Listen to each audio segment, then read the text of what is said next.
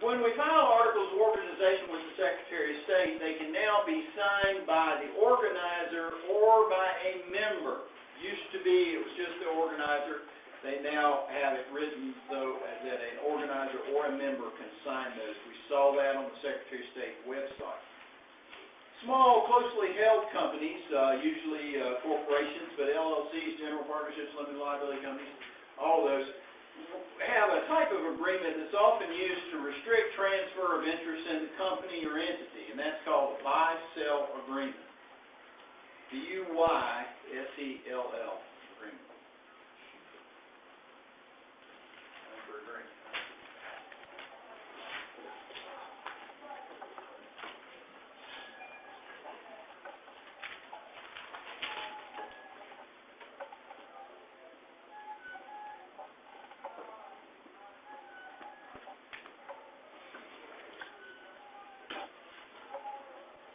Good. All nonprofit corporations are not necessarily tax exempt. If you're tax exempt, though, you must first be a nonprofit corporation. You have to incorporate as a nonprofit and have certain special language in your articles. But and not all nonprofits are charities. Some are. Some are domestic. Some are foreign. I've dealt with nonprofit corporations. I've had a real estate closing with the Southern Baptist Convention, which I think is incorporated in Georgia, if I remember correctly, but has their offices in Nashville. Chapter 19, Agency, 5 questions. An agent for an undisclosed principal, remember, is liable in contract. But what you forget is they'd also be liable if they committed a tort in the scope of their employment. So an agent for an undisclosed principal could be liable both in tort and in contract.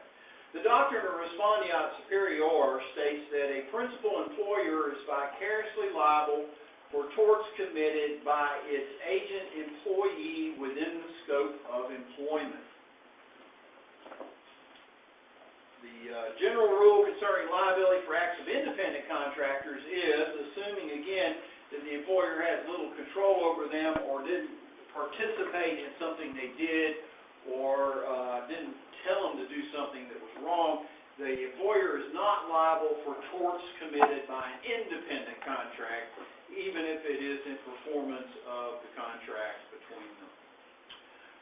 The duties that are owed by an agent to his or her principal include, we use the word loads, L-O-A-D-S, remember what those were. That was loyalty, obedience, accounting, disclosure, which in your book is notification, and skill, care, and diligence, which in your book is performance.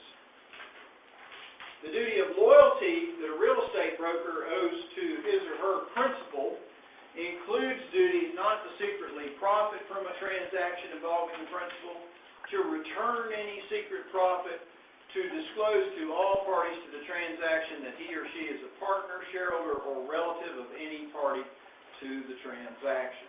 And when I say partner, shareholder, it could be a member if you're in an LLC. Chapter 20, 15 questions, and this will wrap it up. When a person is fired from a job without good cause, he or she may file a civil suit against his or her employer for wrongful discharge.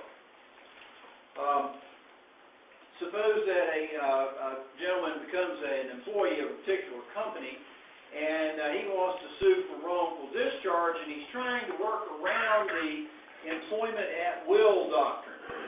Then what can he use for grounds? Well, in the book it listed a lot of exceptions to the employment at will doctrine, including implied contract theory, public policy theory, and tort theory. It also included other variations of contract theory, even though it wasn't necessarily implied. Suppose that a person is 17 years old, 16 or 17 years old. What are the limitations on those children? Now, under the Fair Labor Standards Act, basically it's just that you can't work in a hazardous occupation. North Carolina, I think they use the term hazardous or detrimental, and they also had some hours of limitation for 16 and 17-year-olds. If the next day was a school day, you had to stop working by 11 p.m. Suppose a company is talking about overtime. Remember which employees can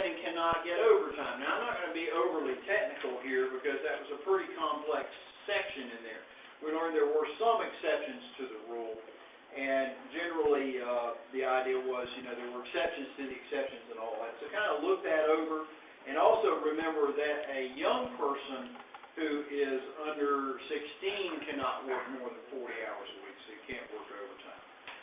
We had the question about the Electronic Monitoring Act involving emails, and although it does say that an employer cannot monitor the private emails of an employee, there are a number of exceptions. There's a business exception to this, and I'm going to give you some facts based on basically what I told you about my case in my office. But I will slant the facts so obviously that the answer is I am not guilty because I had the right to look at the computer of my employee, and I didn't access her email, she did. Anyway, company has a staff of 10 but is planning on hiring more people soon. Is it or is it not subject to OSHA rules? And the answer is it's not subject to OSHA rules till it gets to 11. 11 or more is the rule, and so as long as they only have 10, they don't have to comply with OSHA necessarily. Speaking of OSHA requirements, if there is a company that's responsible under OSHA and there is an accident involving a death of an employee at work or more than 5 employees that have to go to the hospital, then to avoid a fine, the company must report the incident within 48 hours. The Employee Polygraph Protection Act prohibits employers from doing, and there's a list of things in the book, and I'll read them to you. Requesting or causing employees or job applicants to take lie detector tests or suggesting or requesting they do so. They can't even suggest it or request it. B, using, accepting, referring to, or asking about the results of any lie detector test that an employee did take or a job applicant has taken. C, taking or threatening negative employment-related action against employees or job applicants based on results of lie detector tests or on refusal to take a test. So this is going to be one of those combinations, could easily be an all of the above type question. Okay? If it's Roman numeral, then you got to figure out which Roman numerals apply and be sure your answer is correct. I don't have many Roman numeral questions in here, so it's not too bad. Company works for or an employee works for a company, and he suffers an injury in an accident while at work.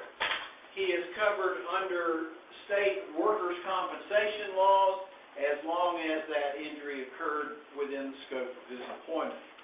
A bank may subject its employees to a lie detector test only when they're investigating losses attributable to theft, embezzlement, or theft of trade secrets. Normally, private employers cannot use lie detector tests on their employees.